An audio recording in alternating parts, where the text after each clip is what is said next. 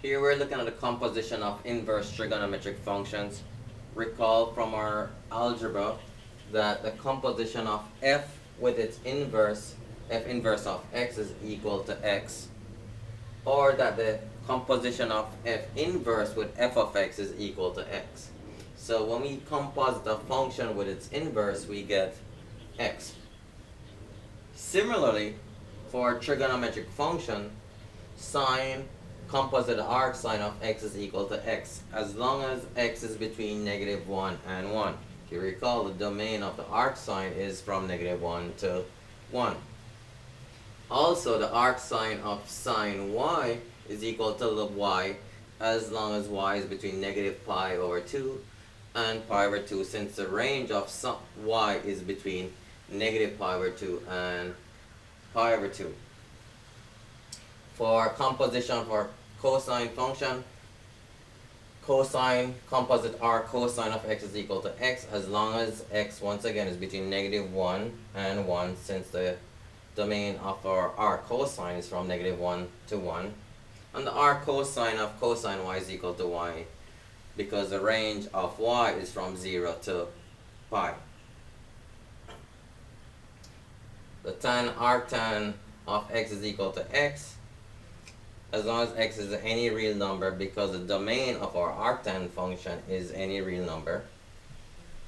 And the arctan of tan y is equal to y, as long as y is between -pi/2 and pi/2. Here we're looking at a few examples of the composition of inverse trigonometric functions. In our first example, we have tan composite the arctan of 45. Since 45 is in the domain of our arctan function, then the tan composite arctan of 45 is just 45. Similarly, here we find the composition of sine with the arc sine of -0.2. Since -0.2 is in the domain of our arc sine function, which is from -1 to 1, then this is just -0.2. Here we're compositing an arc sine with sine of 3 pi. Now sine of 3 pi is not in our range of our arc sine function, but we can simplify the sine of 3 pi. The sine of 3 pi would be 0, since the sine of 3 pi is the same thing as the sine of pi, and the sine of pi is 0, so this reduces to 0.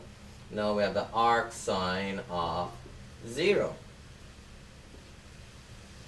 If you recall, we said the arc sine is an angle whose sine is 0. So the angle whose sine is 0 is 0. So our answer for this would be 0, not 3 pi. Similarly, here we have the arc cosine of the cosine of 7 pi over 2. The cosine of 7 pi over 2 is the cosine of, same as the cosine of 3 pi over 2. The cosine of 3 pi over 2 would be 0.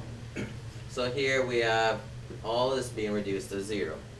So this is the arc cosine of 0. Since our domain for our arc cosine function is from 0 to pi, the angle whose cosine is 0 would be pi/2, because the cosine of pi/2 is 0. So our answer to this would be pi/2. So here we're saying the cosine of 7 pi/2 is the same thing as the cosine of 3 pi/2. The cosine of 3 pi/2 is 0. Now we're looking for the angle whose cosine is 0. Now the angle whose cosine is 0 is at 3 pi/2 or pi/2. But because our range for our cosine function is from 0 to pi, then our only answer is pi/2. Now let's look at these two examples. First, we're finding the secant composite arc sine of 4/5. If you recall, arc sine, we're looking for the angle whose sine is equal to 4/5. We know that sine is equal to the opposite over the hypotenuse. So if we let our angle be equal to u, so our angle u, which sine is equal to 4/5, that means the sine of u is equal to 4/5. If we know that the sine of u is 4/5, we can find the adjacent side. We know the adjacent from our Pythagorean theorem would be equal to 5 squared minus 4 squared and square root of that, which gives us 3. So here we have the adjacent being equal to 3. So we're finding now the secant of u, because we said we're letting this be equal to u. So the secant of u then would be equal to the inverse of cosine. We know cosine of u would be equal to 3 over 5. So the secant of all this would be equal to 5 over 3. Similarly, when we find the sine inverse cosine of the square root of 5 over 5, we know that cosine is equal to adjacent over hypotenuse. So if we draw our triangle, our adjacent is the square root of 5, our hypotenuse is 5, we can use our Pythagorean theorem to find the opposite side, which comes out to be 2 radical of 5. Since we're trying to find the sine of u, since all this becomes u, the sine of u would be equal to the opposite over the hypotenuse, which would be 2 radical 5 over 5. So in these type of problems, it's normally a lot easier to draw our right triangle, letting the arc sine be equal to u, and finding the unknown side, and then finding the trigonometric function. Here are 2 additional examples. In this example, we're finding the secant composite arctan of 3x.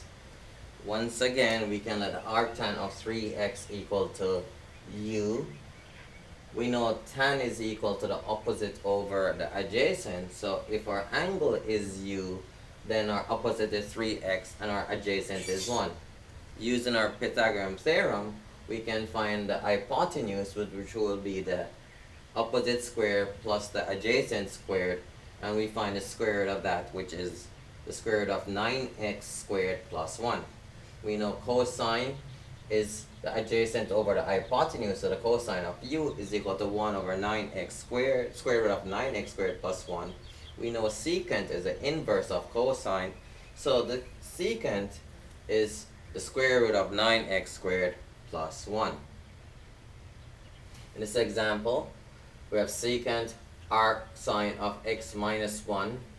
If we let all this be equal to u, so our angle is equal to u, we know sine is equal to the opposite over the hypotenuse, so our hypotenuse must be 1.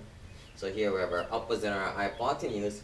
We can once again use our Pythagorean theorem to find our adjacent side. So the adjacent side would be the square root of the hypotenuse squared minus the opposite squared.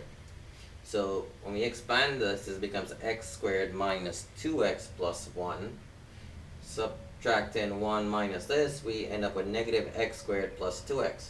So our adjacent side would be equal to the square root of negative x squared plus 2x.